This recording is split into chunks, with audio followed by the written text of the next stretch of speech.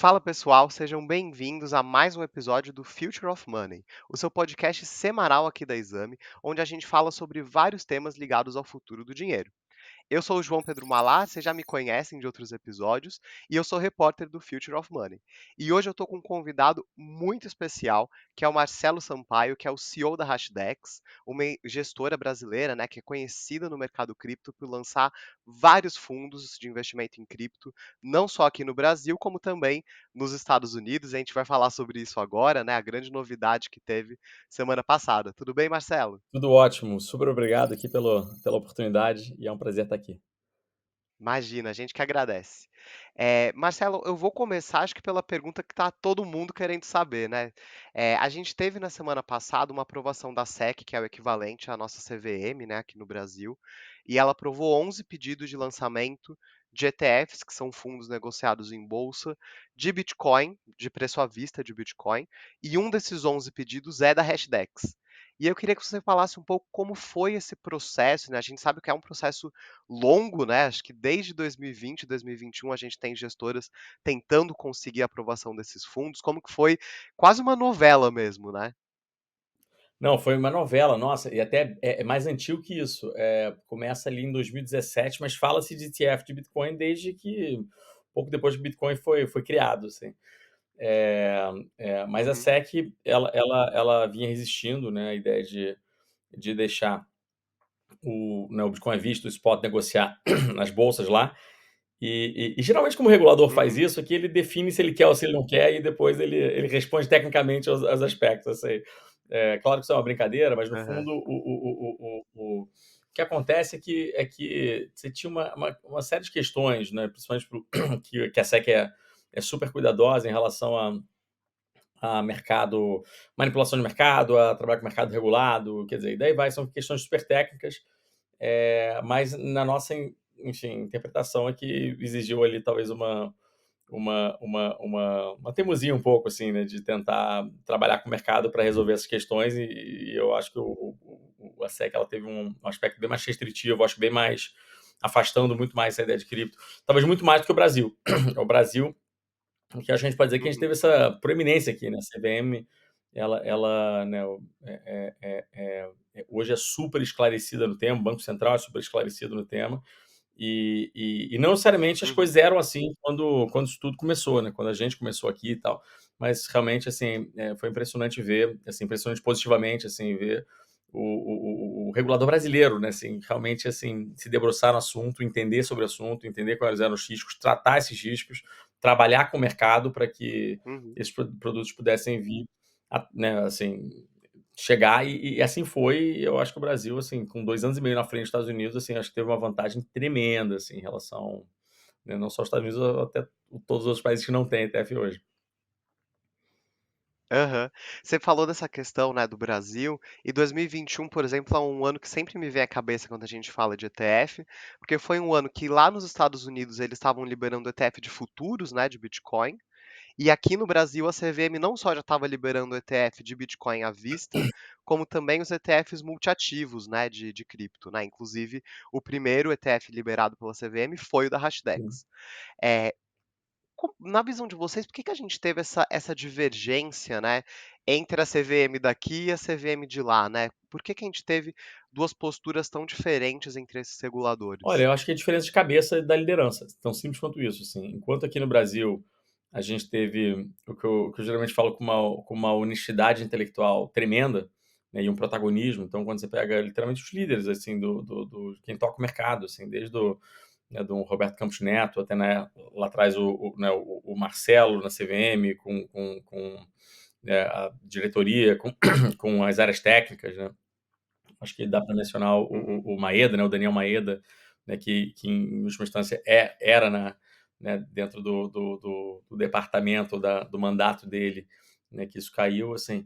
Eu acho que foi impressionante, assim, realmente o protagonismo dessas pessoas, dessas lideranças, assim, de quererem entender o tema, né, se debruçarem, entender o que realmente separar o que é joio de trigo, assim, criar uhum, soluções para as questões que realmente precisavam ser criadas, assim, trabalhar com a regulação que já havia, porque você também tem uma responsabilidade do mercado que você não muda a regra do jogo o tempo inteiro, né.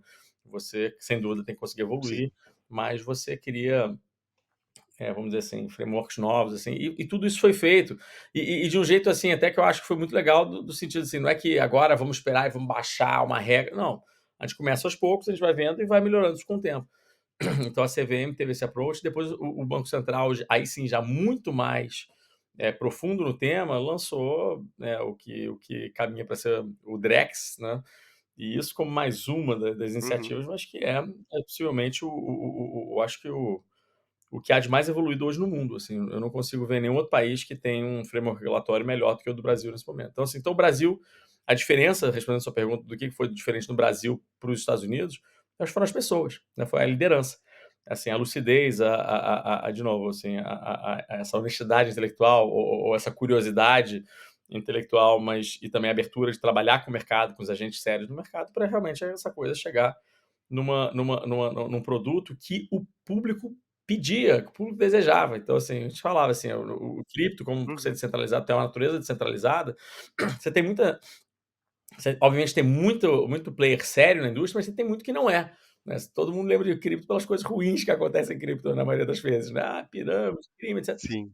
Fica com essa má E isso fama, né. é geralmente a menor parte, esmagadora de cripto. Mas, assim, é um mercado Uhum, centralizado, se você não tem regra, isso começa a acontecer.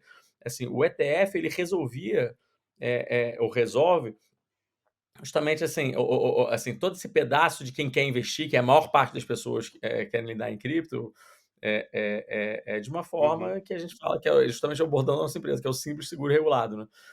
Então, isso foi poxa, um golaço do Brasil, e até eu acho que os Estados Unidos, de algum jeito, se inspiram no Brasil para algumas coisas, não especificamente para o ETF, mas, eu acho que, quando você pega o Pix, quando você pega o que está acontecendo no Drex, assim, os Estados Unidos vêm aqui beber dessa fonte sim, brasileira para aprender.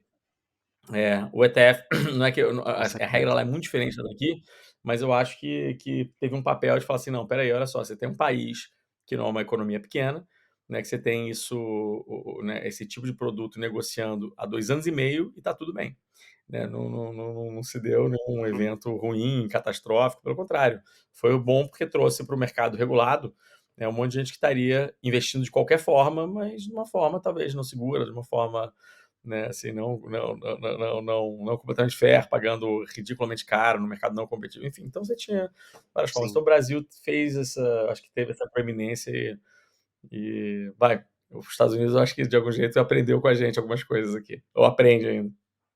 Aham. E na sua visão, teve algum evento em específico que, foi a virada de chave que permitiu que a SEC aprovasse esses ETFs? Porque ao longo de 2023 eu lembro que a gente mesmo no Future of Money, a gente deu várias notícias sobre esse assunto. E aí se falava: Sim, "Não, agora que a BlackRock pediu, é. destravou". Aí teve gente que falava: "Ah, houve essa vitória da Grayscale no processo contra a SEC, agora vai". Teve gente que falava: "Ah, a gente teve uma limpeza no mercado, muitos projetos quebraram, muitos golpes foram descobertos, agora talvez vá". Você acha que foi uma combinação de tudo isso ou teve um momento que foi ali que você falou: "Bom, agora vai"? Não, eu acho que foi uma combinação disso tudo e mais, né. Então, assim, você falou acho que 2 eventos cruciais, assim, eu acho que a BlackRock, foi importante, porque a BlackRock ela, né, principalmente para ETF, né, ela é a maior, empresa de ETF do mundo, então, penso que ela tem mais de 600 Uhum, ETFs, assim, então mais de 600 processos junto ao regulador. Então, no momento que ela faz o filing, né, então ela está dando um recado muito claro de que, assim, bom, primeiro eu acho que vai passar, né, segundo, né, eu conheço o meu eleitorado aqui, né, conheço o regulador bem, como trabalhar com ele, então ele ele acha que vai passar. aham, Ele dá um recado, eu acho que é assim para o mundo, para o mercado financeiro tradicional, ele fala assim: "Olha, sabe essa coisa que vocês diziam que era uma besteira e tal? Então, eu sou o maior gestor do mundo e não acho uma besteira, tanto é que estou fazendo um produto". Então, a BlackRock ela teve um pedaço, assim, que eu acho que foi fundamental nesse processo. Eh, o processo da Grayscale, eu acho que, sem dúvida, foi um processo porque você tinha o regulador, principalmente na figura do chair lá, que é o Gary Gensler, né, que estava muito refratário em uhum, relação a essa questão do né, dessa aprovação, né, e obviamente o regulador, né, ele representa ele como ao máximo ele muitas vezes é a cara do regulador, mas eu acho que não dá para também só colocar na conta dele, era o regulador como um todo, mas sob liderança dele, né, e quando ele tem uma perda judicial, isso enfraquece muito essa posição, contrária política. Se ele quisesse, ele podia ter negado, tá? Mas aí eu acho que ele perde um pouco de força política para continuar fazendo, principalmente quando não só o grande público acha que não tem um motivo, mas também tem um tribunal dizendo que não é, né? Então, dava para fazer, Sim. mas começou a ficar mais caro para ele, né? Assim, e eu acho que num pedaço, e aí trazendo um pouco para a gente, eu não sei quantos, né, tipo assim, se acompanhou daqui, mas eu acho que a gente teve uma contribuição, de novo, sem querer dar juízo de valor, dizendo que foi mais, foi menos, assim, acho que teve uma contribuição nossa da Hashdex Uhum. ali, que não sei quanto você sabe, mas que você tinha, no final você tinha 13 filings para o ETF, 13 pedidos para o ETF, 13, 13, né? Olha quanta gente. Isso por si só também eu acho que foi um motivo, né? Assim, o mercado dando um recado claro, nem em massa, Sim, falando, é uma é coisa. esse negócio, Sim. né? Mas dos 13 pedidos, você teve 12 dentro de uma estratégia que foi basicamente copiar o que a BlackRock fez, e um que foi o nosso, que foi uma coisa completamente diferente. E essa coisa diferente que a gente fez, nada mais foi do que mudar o paradigma do filing, tá? E a gente, né? Então você tinha várias questões, de novo, técnicas, né? A raiz podia ser política, podia ser uma opinião, podia ser, Uhum. mas assim, realmente o regulador responde tecnicamente. E quando você pega todas as rejeições dos 6 anos anteriores, né? A gente, no fundo, tratou todas as questões com essa mudança ou com essa estratégia de filing, a gente basicamente endereçou todos os pontos que tinham sido rejeitados antes, que basicamente, vou te Tá. falar alguns deles só para ficar clara a lógica, né? Então, você tinha essa questão Uhum. de manipulação de mercado, né? Então, como a BlackRock tentou tratar, foi que ela fez o acordo com a Coinbase, fala assim, a Coinbase fala, olha, eu vou abrir todos os meus dados para a SEC, para que, né, vocês consigam ver, enfim, consigam detectar a manipulação, aquela coisa toda. É, então, por exemplo, Uhum. isso não resolvia completamente. Então a SEC ela acabou deixando passar, mas assim, mas decidindo deixar passar. Mas, por exemplo, quando você vai na Coinbase, que é uma empresa super séria, mas a Coinbase, assim, ela não representa a maior parte do mercado no mundo, né? Ela tem uma posição muito Uhum. importante nos Estados Unidos, mas não representa o mundo. Então, quando você fala de manipulação, você consegue manipular de qualquer outra bolsa que nem estando nos Estados Unidos. Então, um ETF americano pode, em última instância, dentro da preocupação da forma que a SEC tinha escrito, assim, ser manipulado por lá. Uhum. Você tem uma questão de mercado regulado, né? Então, hoje as exchanges de cripto não são reguladas, né? Então, você tinha esse aspecto técnico também. Você tinha uma questão de tamanho de mercado. Então, quanto é que esse Bitcoin Spot que vai se comprar, você vai se considerar, representa no mercado como um todo, né? E aí você vinha e linkava isso a Uhum. futuros, né? Que futuros era um mercado, né, já negociando, né? Assim, aprovado pela CFTC, mas lá em Sim. Chicago. E aí você queria fazer um paralelo entre o spot e o futuros. Então, assim, esse negócio todo era muito difícil e tanto é que não foi completamente satisfeito. E a SEC escreveu isso nessa aprovação, curiosamente. E o que a gente fez foi muito diferente, foi que a gente mudou o paradigma. A gente foi para Chicago, a gente falou o seguinte: olha, a gente é um ETF não de spot só, não à vista só, a gente é um ETF de futuros e spot, do qual a gente só negocia futuros, tá? E basicamente só guarda Tá. spot, ou praticamente só guarda tudo em spot. E a maneira como a mágica que a gente fazia, que a gente só negociava Uhum. lá em Chicago, na CME, né, na CMI, que é um mercado regulado, tá? A gente só comprava ou Sim. vendia futuros, e quando a gente comprava futuros, a gente usava um processo regulado também por eles, chamado EFP, que se chama Exchange for Physical, ou troca pelo físico, dentro lá. Então a gente pega nossos contratos futuros, Tá. troca ele por spot e guarda. Então a gente, com essa mudança de paradigma, a gente não tocava absolutamente em nada, tá? Que fosse não regulado, que fosse. Tinha uma questão de tamanho de mercado, porque como a gente é um ETF de futuros, só negociava futuros, Chicago, aí sim, ele é muito grande para futuros, então não tinha um problema de tamanho de mercado nesse Uhum. sentido, Uhum. né? Então a gente só guardava os spot, mas ele Sim. negociava futuros. Então né, era em relação à negociação. Você tinha uma questão de que futuros você consegue estabelecer muito claramente que ele não é manipulado porque você tem a CME com acordos assim históricos de dezenas de anos junto com a própria SEC, com as próprias bolsas, Sim.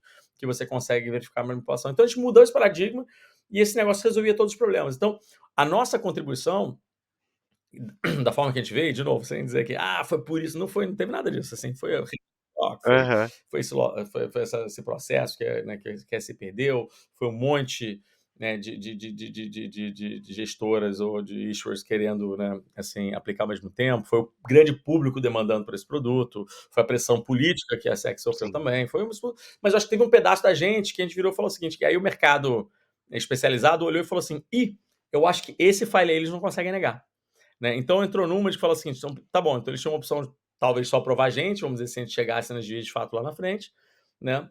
Ou se eles realmente Uhum. achassem que o conjunto Mesmo da se obra eles inteiro, quisessem não. comprar essa briga politicamente, no técnico não daria, né?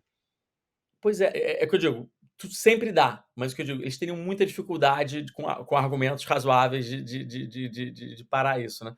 Aham. Então acho que teve um papel aí também, que aí você vira e fala assim, o regulador ele não, né, sempre que ele pode, ele não quer aprovar um, ele quer aprovar quantos ele puder, né, porque para o mercado ficar competitivo, isso é mandato dele. Então eu acho que isso teve um papel sim, Uhum.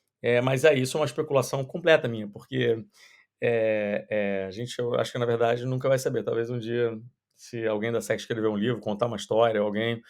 Sim, mas senão a gente Fizer um a gente eu documentário, acho que a né, gente só sobre. pode especular aqui.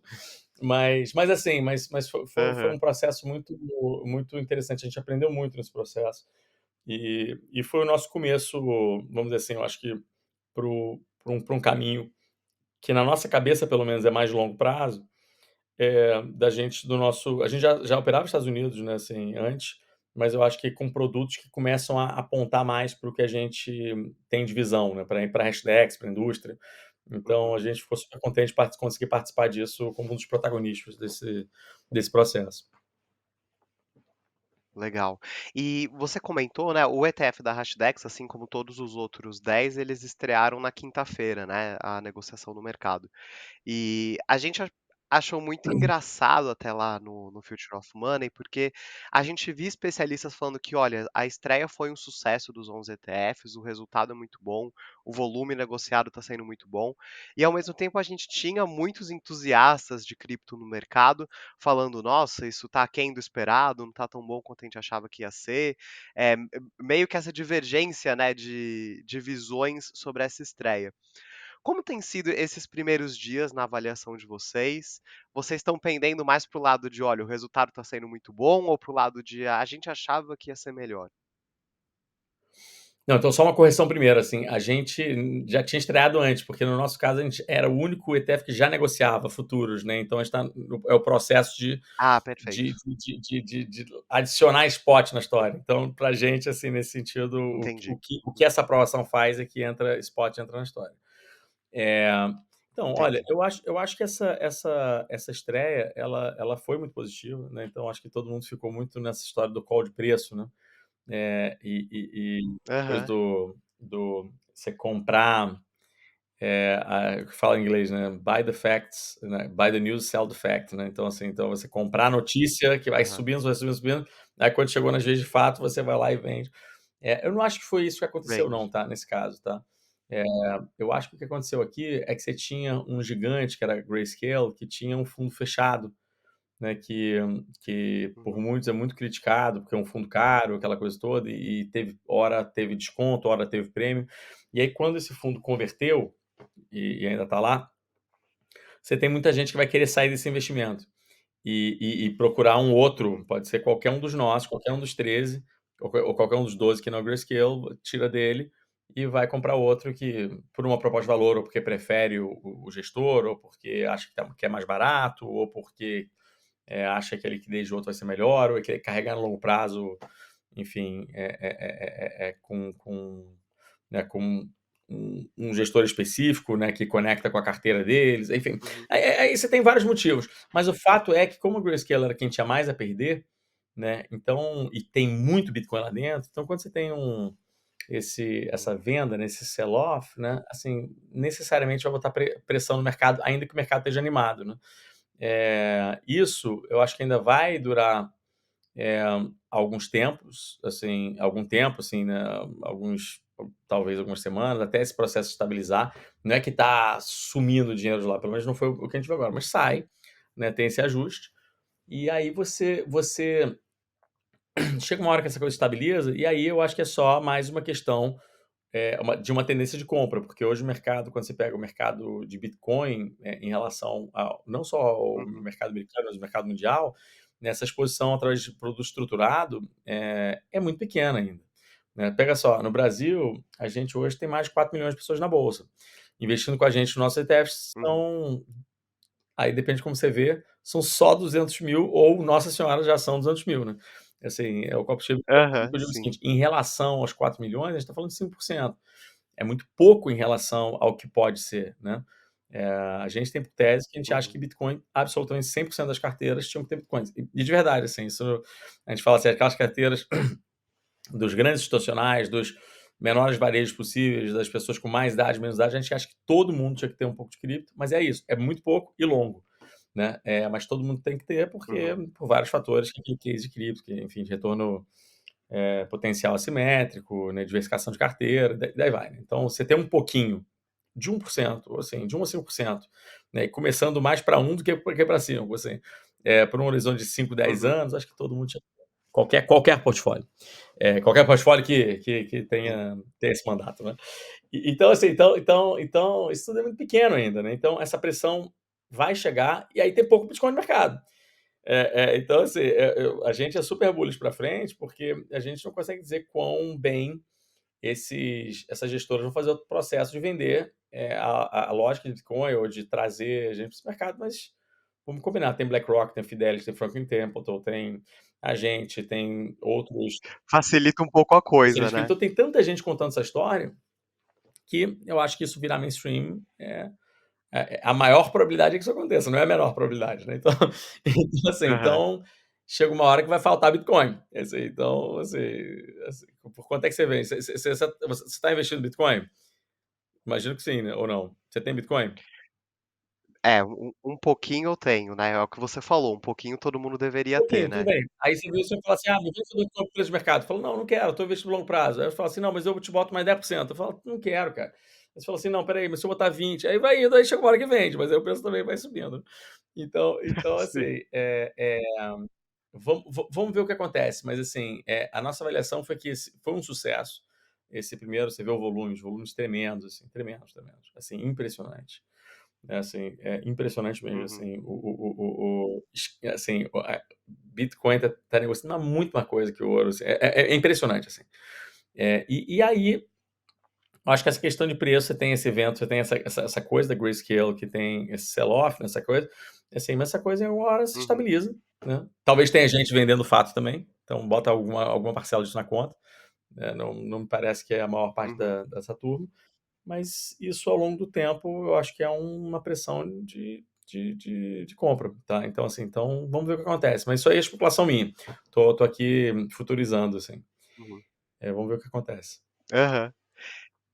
E uma outra coisa também que eu queria te perguntar, é, eu acho que isso é uma dúvida também que surgiu de algumas pessoas, se tem alguma diferença entre o ETF de Bitcoin que vocês têm aqui no Brasil, de Bitcoin à vista, e a diferença entre o ETF de Bitcoin lá dos Estados Unidos, né? Ou se é o mesmo produto, ou muito semelhante, ou se é Não, olha, diferente. Acho que é é muito uma semelhante, curiosidade que é legal.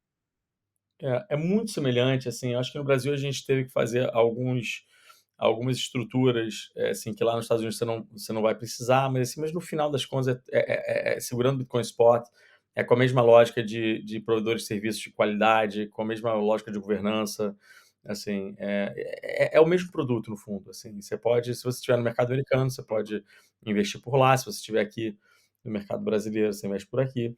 Assim, o mercado americano ele é um pouco mais eficiente e, portanto, tem mais competitividade, então seria um pouco mais barato lá, mas, por outro lado, não significativamente. uhum, E eu falo o seguinte: eu falo, geralmente, Bitcoin, assim, não que você tenha que não olhar isso, tá? Você tem que olhar custo, tem que olhar isso tudo, mas eu acho que num produto que tem uma volatilidade de 60%, assim, não é 10 bips para cá, 20 bips para lá, que vai, assim, 50 bips para lá que seja, assim, que vai mudar essa coisa. Eu acho que você tem que estar com um parceiro que você confia, né, assim, do qual te mantém, né, informado, que te mantém, né, que é de longo prazo, é um parceiro realmente que, assim, que sabe o que está fazendo, porque ainda que o mercado regulado seja muito mais organizado, você tem também parceiros de mais qualidade, menos qualidade, você tem de tudo, né? E sem passar recado nenhum, assim, eu sim. acho que, inclusive no Brasil, eu acho que a gente é super bem servido, assim. Mas eu acho que quando você bota em contexto do mundo, você tem, né, empresas de todos os tipos, né. Então, o que deveria Uhum, ser o fator de alguém querer investir no Brasil ou nos Estados Unidos, eu acho que é muito de bom, primeiro onde você está seu capital, né, onde é que você está querendo ter exposição, porque uma vez que é o mesmo Bitcoin, né, então comprar no Brasil, comprar nos Estados Unidos não tem proteção em dólar, não tem literalmente, você tem investimento lá, de repente, sim. uma conta lá, pode fazer mais sentido comprar lá, se não é aqui. É. E aí, mas eu acho que principalmente o principal ponto é você trabalhar com com com com empresas, com gestoras que você realmente confia, que você conhece, e que estão disponíveis para você, que você consegue conversar, que você consegue falar, você sabe onde é que mora, sabe quem são, porque isso faz muita diferença, assim. Aham. Você tocou nesse ponto da confiança, né, e aí falando disso, você também falou dessa questão das taxas, né, que são cobradas dos ETFs, né, para quem investe. E eu acho que quando a gente estava alguns dias antes da aprovação, acho que esse foi um dos assuntos mais falados, né. Tem um analista de ETF, inclusive da Bloomberg, com certeza você deve acompanhar, que é o Eric Balchunas, né, e ele falou ele apelidou de guerra de taxas, né, esse movimento, porque a gente viu Isso. as primeiras gestoras divulgando as taxas, aí em seguida diminui, aí coloca: "Olha, primeiros 6 meses a gente não vai cobrar". E eu achei interessante porque a Hashdex meio que não entrou nesse movimento, né, nessa guerra de taxas. Se você puder explicar um pouco mais por que não entrou, e se você acha que tem alguma taxa ali, por exemplo, da BlackRock, que co dificulta um pouco essa competição, tá meio que Ó, matando talvez algum concorrente ou não, qual a sua visão? a primeira coisa para clarear um pouco é o seguinte: a gente tem, atualização de taxa sim, mas a nossa taxa, por conta de a gente ser um produto negociado antes, tal, enfim, a gente teve um processo um pouco diferente, Uhum, que ela atualiza nos próximos entendi. dias, né, então, assim, então teve essa história. Então a gente tem mudança lá sim. Mas de novo, para uma coisa Tá. mais mercado, assim, não nada transformador. E o que aconteceu Uhum, lá, assim, eu acho que é uma coisa muito voltada, assim, acho que um mercado muito competitivo, um mercado, né, que você teve 13 players andando assim, e é o que eu falo, assim, a sensação que me dá é que 2 coisas aconteceram, assim, uma que o pessoal dá muito mais importância para esse tema do que eu acho que ele merece, e eu vou falar especificamente por quê, ou vou repetir um pouco o porquê. Porque é o que eu tô falando, você está num produto aham. de literalmente de volatilidade de 60, assim. Não é mais 10, 20, 30 bips que vai mudar, assim, vamos dizer assim, a natureza, assim. Você fala assim: "Olha, eu vou com um cara que eu confio menos, que eu conheço menos, porque ele é esse pouco mais barato", assim. No Porque a taxa tá contextual, menor, né. porque é o que eu tô te falando, você está entrando num produto em Bitcoin, aí depende qual o seu horizonte, mas assim, a gente nunca recomenda um horizonte de menos 3 anos, idealmente começar em 5, sendo que a gente prefere 10, 20, tá. Assim, mas Uhum, assim, você está entrando nesse produto para ganhar, assim, no agregado lá na frente, assim, alguma coisa 2 dígitos ao ano, que quiçá mais, quem sabe. Assim, então é uma coisa muito transformadora. E com risco que possivelmente pode ir mal, assim, então eu acho que cripto é muito menos de certezas e muito mais sobre possibilidades, né. Mas eu acho que o prêmio está aí, né, porque você tem esse risco todo, mas num case que faz sentido, né, num case que hoje em dia cada vez está mais fundamentado, cada vez está melhor, quer dizer, a adoção tudo que interessa, eu falo assim, até quando o Bitcoin caiu 22, né, assim, e 23, né, eu falava assim: "Gente, vocês estão olhando preço, aham, que é o que menos interessa no longo prazo". Tudo melhorou, tecnologia melhorou, a adoção cresceu, a rede está mais competitiva, assim, tudo melhorou. Então assim, mas então quando você entra, assim, no Bitcoin para ganhar, assim, 2 dígitos por ano, a longo prazo, assumindo que esse investimento seja bem-sucedido, é irrelevante esse negócio. Então uhum, assim, só que isso fala, para alguns casos, sobre sustentabilidade da gestora. Então, assim, então se quer entrar numa viagem de 5, 10, 20 anos com alguém que você não sabe se vai estar vivo daqui a 2, 3, 4, 5 anos, isso não é muito legal não. Então, assim, então aí você fala assim: "Ah, não, então eu vou com a aham, BlackRock". Mas aí você tem ganha e perde, assim, a gente respeita, a BlackRock é o maior gestor do mundo, é fantástico. E ainda assim não é um especialista desse negócio, entrou nessa história hoje, né. E cripto tem uhum, riscos, assim, reais, assim, né, você tem halving, você tem, né, forks, você tem, eh, que fazer a segurança disso. De novo, assim, eu tenho certeza que a BlackRock está sendo muito competente, mas de novo, é uma coisa nova para ela, sendo que tem gente que nem a gente que está há 6 anos nessa sim, história, Grayscale está há 10 anos nessa história, você tem mas aí é o mais caro, então eu acho que você tem que avaliar isso tudo. Mas de verdade, preço não deveria ser, eu acho que o fiel da balança. Dito isso, é o mercado competitivo americano. Fizeram essa narrativa de que você falou, de guerra de preço, de fear war, né. Assim, eu acho que aham, ficou uma sim, coisa quase como assim: "Ó, deixa eu botar um preço mais barato que eu vou ganhar mais notícia". Então era um jeito de fazer marketing. Então você teve sim, muito desse negócio, mas olha, eu acho que para o cliente foi bom, entrou um monte de gente boa no mercado, assim, o mercado competitivo, com preço barato. assim, apesar de eu falar assim, eu não acho que é isso que coloca, mas por outro lado, pagar mais barato é bom para coisa boa, assim, assumindo que seja coisa boa. Então, assim, então acho que é Sim. todo mundo avaliar, acho que tá todo mundo mais ou menos ali, entendeu? Assim, é o que eu digo, tem gente brigando por 1 bip, né? 0,01%. Eu falo, Uhum. caramba, então você tem o cara lá em Zero Bitwise que botou, era 25, ela botou 24, depois ela botou com 20, aí o cara botou 19. Falando, pô, gente, boa sorte, assim. Então, assim, nesse vale da morte, assim, eu acho que não é Sim. bom isso, assim, eu acho que não é bom isso para vocês e nem para ninguém. Mas dito isso, a gente é super competitivo. Então, assim, como sempre, a gente sempre focou na Hashdex, isso é uma coisa, assim, de fazer o melhor produto. E o melhor produto, né, parece uma coisa meio... O que é melhor, né? Então, assim, com as melhores práticas de governança, com o melhor preço possível, com os melhores parceiros possíveis, produtores de serviço. Muita coisa em cripto, que hoje em dia Uhum. virou mainstream, sinceramente, a gente começou. Assim, eu lembro de coisas assim, pô, a gente foi o primeiro fundo auditado do mundo, assim, por Big Four, a gente, é, antes de ETF, né, você tinha fundo aberto, assim, a gente foi o primeiro fundo que tinha cota diária, olha que loucura, assim, parece uma coisa óbvia, né? Não tinha. Você tinha fundo com cota Aham, semanal, sim. que era o mais barato, e o cara vendia isso como uma versão, né, um diferencial competitivo. A gente falou, cara, quando a gente mostrou que, pô, você pode entrar e sair todo dia do mercado, falou, nossa senhora, o que aconteceu? Aí todo mundo cobrava Revolucionou, né. 3, 4, 5%. A gente falou assim, não, cara, vamos cobrar 1. Aí eu, meu Deus. Assim, e não era para ter guerra de preço, era porque ele falou assim, cara, a Hashdex é uma coisa que o pessoal tem que entender, que a gente fez a Hashdex literalmente para fazer o produto que a gente queria comprar.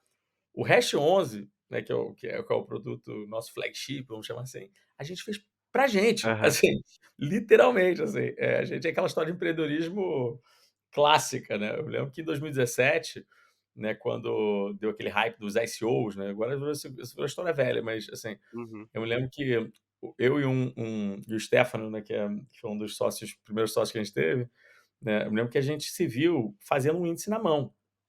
E, porque a gente olhava e falava o Nossa. seguinte: ó, tudo bem que esse negócio tá em hype. Tá claro que essa coisa é bolha, mas a bolha você só sabe quando estoura, você não sabe até onde vai, né?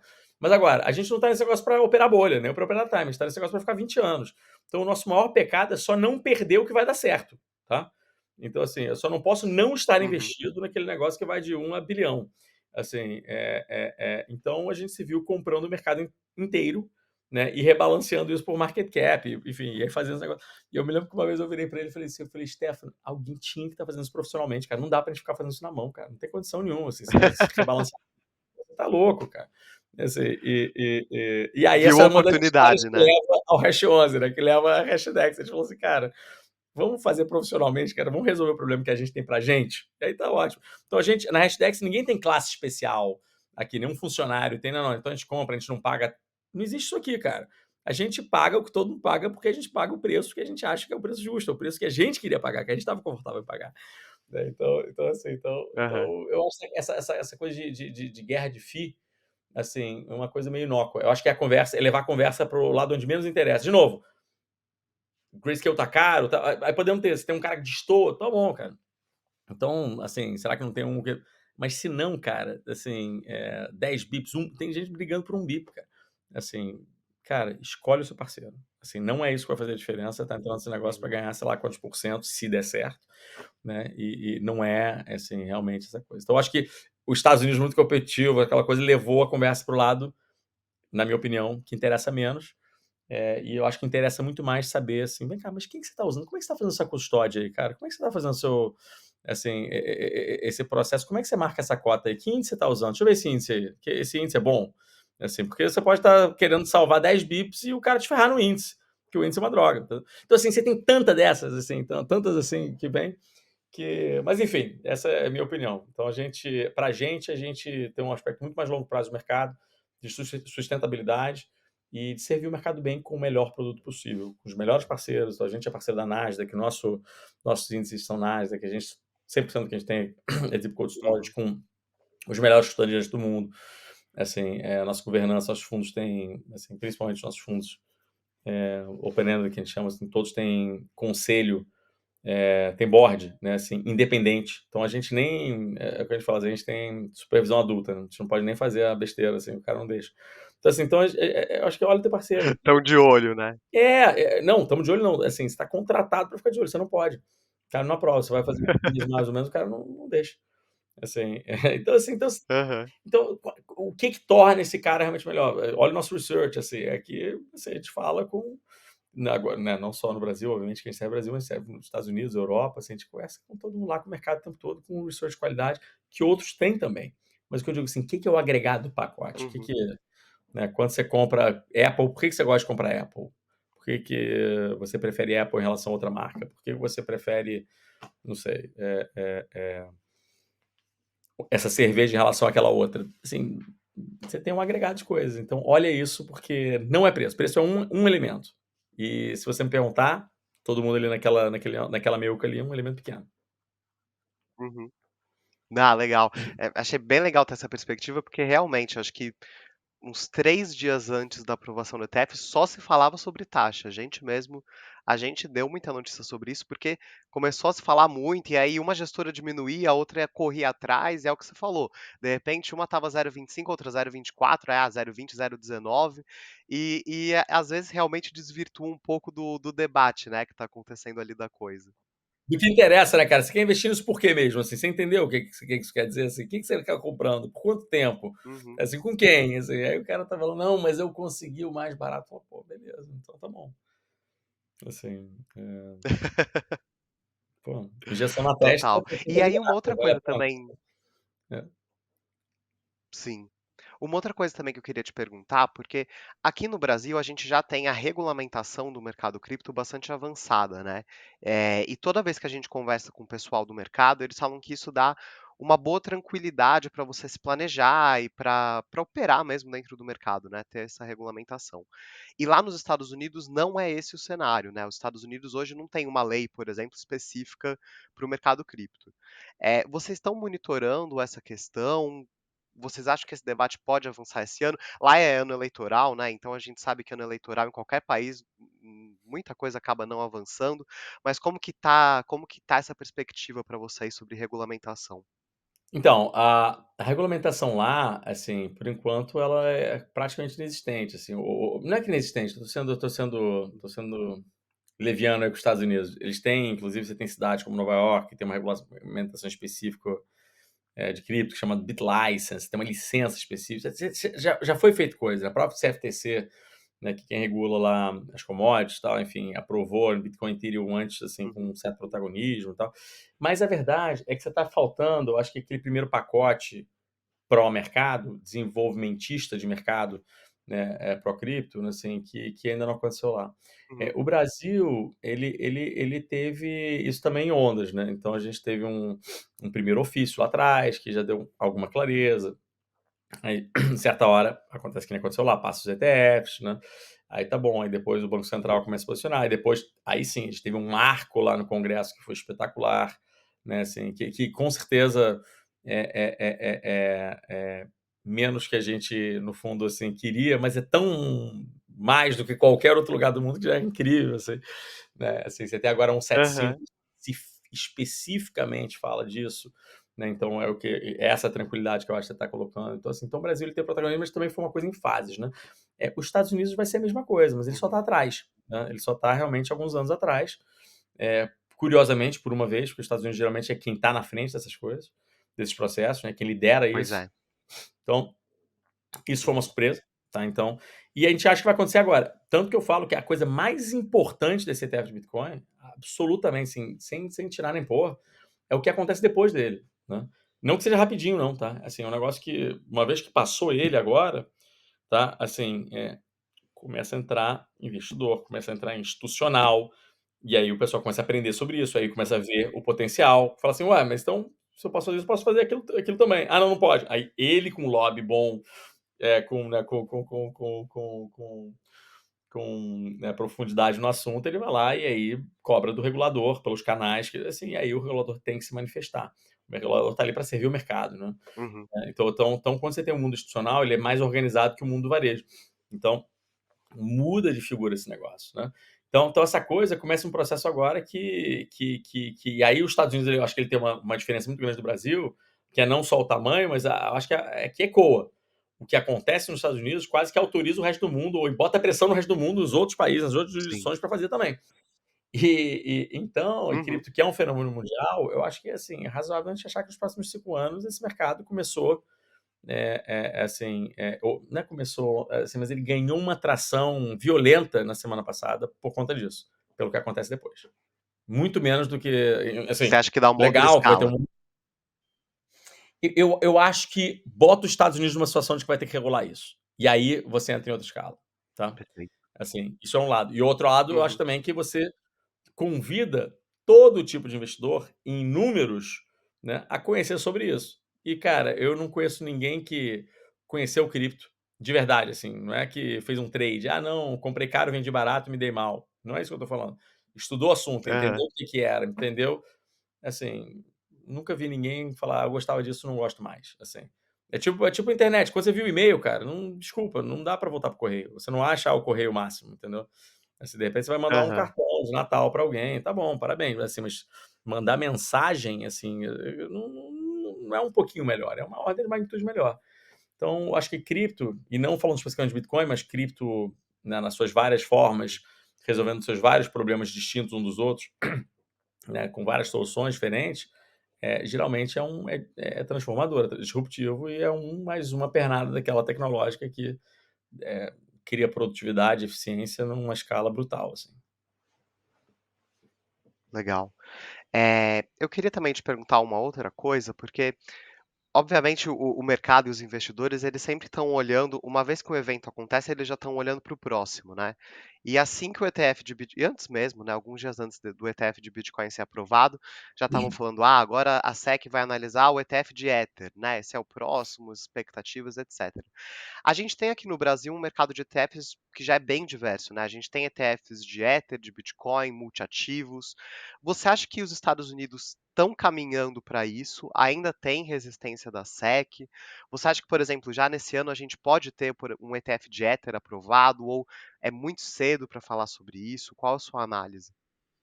Ó, você tem esses 2 ventos, né, um que não vai ser aprovado, porque né, principalmente a gestão da SEC né, desse momento vai tentar deixar essa bomba pro próximo, né, porque o Ether especificamente, você teve uma Sim. resistência enorme da SEC de dizer que ele era um valor imobiliário ou uma commodity, né.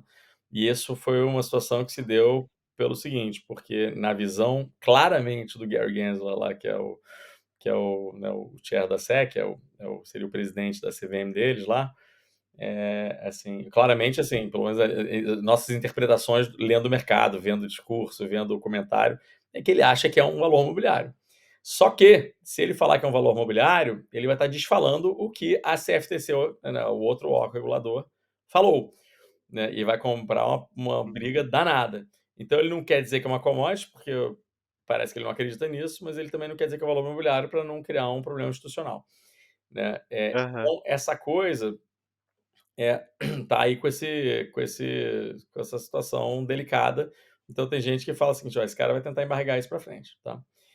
Dito isso, tem um outro vento que eu acho que eu sou mais, que é o vento mais técnico, e aí nessa hora, aquilo que eu expliquei faz sentido, eu acho que a gente, a Hashdex, no nosso filing único, né, a gente criou um precedente Uhum. enorme lá nos Estados Unidos, que é o tal do EFP, né, o Exchange for Physical, né. Então você tem uma commodity, quase que não interessa se você acha que ela é um valor imobiliário ou não, assim, mas negociando em Chicago, Uhum. né, que hoje você já tem ETF de futuros, né, e se eu tenho ETF de futuros, eu Uhum. não tenho porque, baseado no precedente que você abriu o SEC, né, eu não consegui trocar Sim. ele por spot através de EFP, que é aquilo que a gente fez. Então, talvez, isso é só uma especulação Uhum. minha, o nosso ETF novamente tenha um papel nessa história, que torna difícil dele negar esse negócio, nesse caso do Ethereum, porque ele criou precedente no Bitcoin com a gente, né.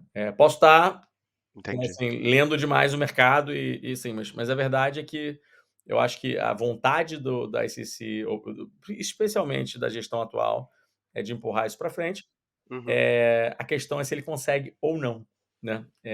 E aí esse bicho é Sim. outro. Então, assim, se você me perguntar o que que eu acho que sai, tá. Eu acho que sai esse ano. Tá. E aí, só uma pergunta, Hoje a Hashdex ela tem um pedido de lançamento de ETF de Ether lá nos Estados Tem. Unidos e se sim, tem um pedido. Sim, sim. Igualzinho de Perfeito, tá Bitcoin. bom. Então não dá nem para eles falarem que o FP não vai funcionar, entendeu?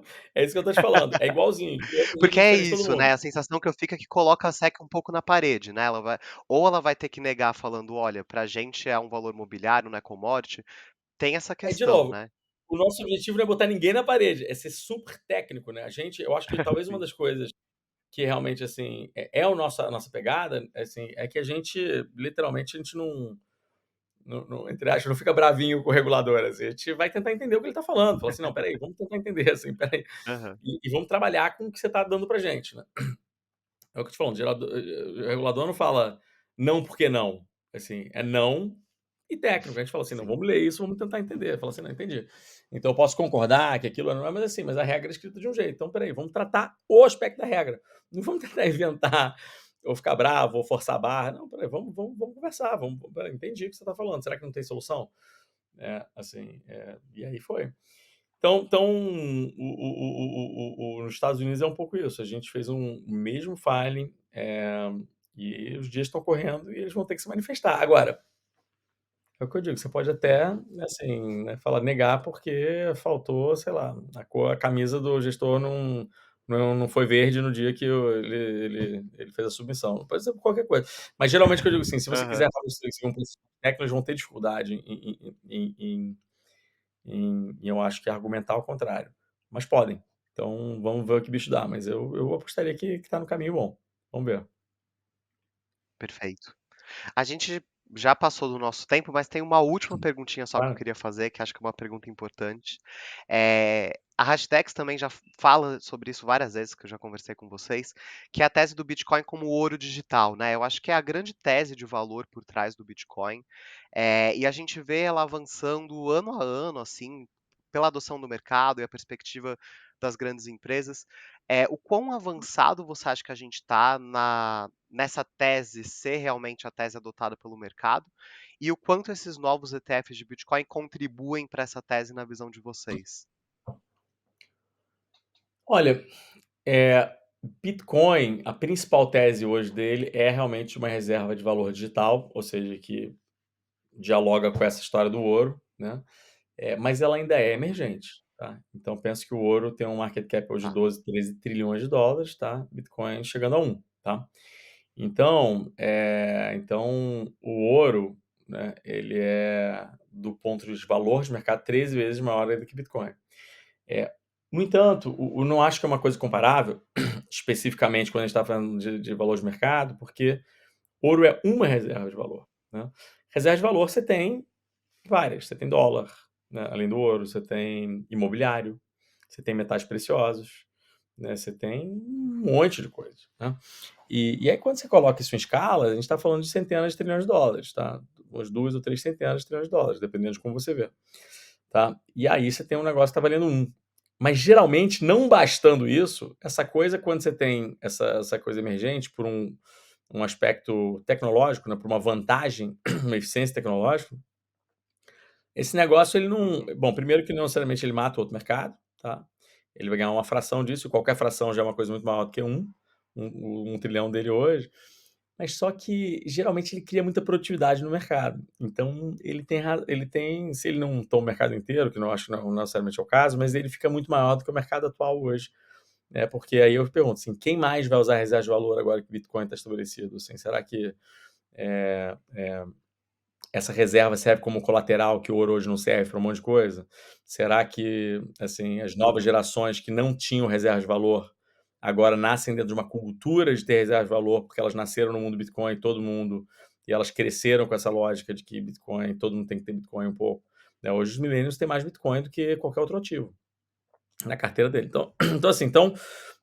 Não, eu não acho que essa tese assim, tá pronta ou tá rivalizando com o ouro agora, eu acho que ainda é emergente, mas acho que tem muito para crescer e as chances são cada vez melhores, né.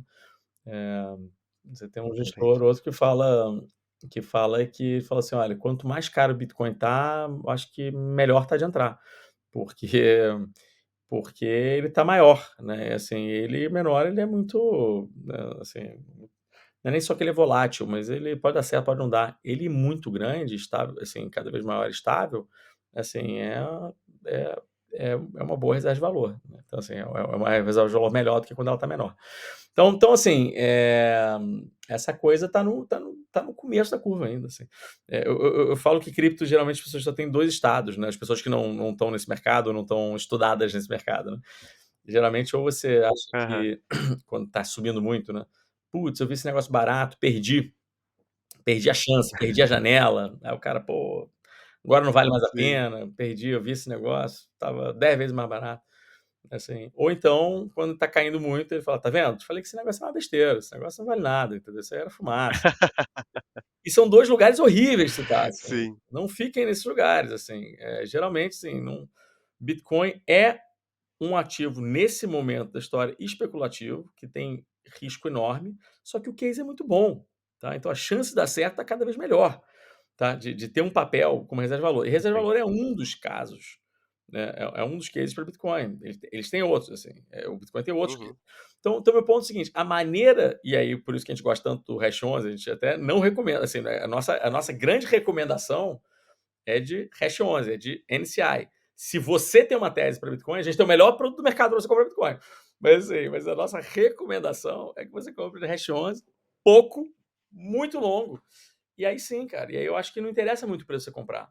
Agora, não tenta operar timing, né, que, assim, hoje é muito difícil fazer isso. Quem faz isso profissionalmente só faz isso hoje, corta um dobrado, né. Imagina, né, você ou o gestor que não acompanha isso profundamente no dia a dia, não faça isso. Nossa recomendação é, tenha se você tiver uma tese num ativo específico, Bitcoin, Ethereum, qualquer outro, ótimo, tenha um pouco desse ativo, muito longo, e que não seja muito portfólio, porque vai ser volátil. Você quer dormir à noite, assim, não precisa perder tempo com isso. Dormir é bom, assim, dormir é importante. Não quer estragar o dia de Você não ninguém, né? quer ficar com dor de estômago, assim, então é pouco e longo, mas entra agora, assim, todo mundo quer esperar, não, agora para cair e tal, assim. Eu me lembro até hoje de um ex-chefe meu, que é um amigo meu, assim, ele lembro uma época que o Hum. Bitcoin estava 10.000 e aí caiu a beça para 3. Aí ele me ligou e falou: "Ó, quando bater 2,5", e ele sempre foi um cara que nunca: "Não vou investir nesse negócio", mas aí caiu para 3. Ele falou: "Quando bater Aham. 2,5, aí eu entro". Eu falei: "Cara, vai logo para Vegas, cara, joga lá em Vegas que vai ser mais jogo para você, você tá tentando é o quê? Você tá lidando com o seu psicológico, é o quê? É Tá tempo contando com a livre? sorte, né? Pô, joga na loto, cara, muito mais jogo, cara, assim, pô, se cair para 2.000 e se cair para 500? Aí você vende? Não sei, o que que é?". Assim, bicho, se você não tiver um call de preço, se você não estiver olhando esse negócio no detalhe, assim, ainda assim tem valor para você. Assim, porque cripto tem uma chance enorme que tem um pedaço grande no futuro. Então investe pouco, é um retorno potencial assimétrico, é diversificado, é líquido, você sai a hora que você quiser, né, mas assim, minha recomendação é que você combine prazo consigo próprio. Assim, fala assim: "Olha, eu vou entrar nesse negócio, não vou Uhum. olhar durante, sei lá, X tempo". E um tempo maior, né, a partir de 3 anos, 5, como eu falei, 5 é melhor que 3, 10 é melhor que 5 e 20 é melhor que 10. Então, eu acho que quanto mais longe você puder, eu acho que mais chances você tem dessa coisa ser boa para você. Mas cripto é fascinante, tá Perfeito. andando a passos largos. É, não, a gente sabe, inclusive você deu um ótimo gancho para o encerramento desse episódio, porque é isso. É muito assunto, muita coisa para falar sobre cripto. Então, eu queria primeiro agradecer você, Prazer. Marcelo, por topar a conversa. Foi muito legal, muito, muito boa a conversa mesmo. E é muito bom também ver uma empresa brasileira, né, que é a Hashdex, na vanguarda e participando desses movimentos do mercado. Isso é um negócio muito legal de acompanhar e acho que é importante também para a gente lembrar, né, que o mercado cripto brasileiro tem esse grau de maturidade e consegue participar desses processos, que inclusive tem uma BlackRock da vida e a gente também está lá. Com Então, certeza, cara, muito, conta com a muito gente. legal, Aqui não tem né? síndrome de vira-lata na Hashtags não, cara, aqui a gente vai para as cabeças. E vamos nessa, e se tudo Perfeito. der certo, cara, a gente vai ser um dos protagonistas desse e é isso, a gente sempre quis, né, fazer esse negócio globalmente, mas que bom pra gente, assim, que sorte a gente poder, como brasileiro, fazer isso do Brasil para o mundo. É um orgulho enorme pra gente também, assim, a gente adora, assim, a gente adora ser brasileiro e adora ser uma empresa brasileira pelo esse mundão aí afora. Vamos ver, dá tempo pra gente que a gente chega lá. Ah, muito legal. Né, e a gente vai estar acompanhando. Quem quiser acompanhar todos esses próximos passos, continua acompanhando a gente aqui no podcast do Future of Money, no nosso site lá na Exame. E é isso. Não esquece de curtir, compartilhar esse podcast e até o próximo episódio. Tchau, tchau.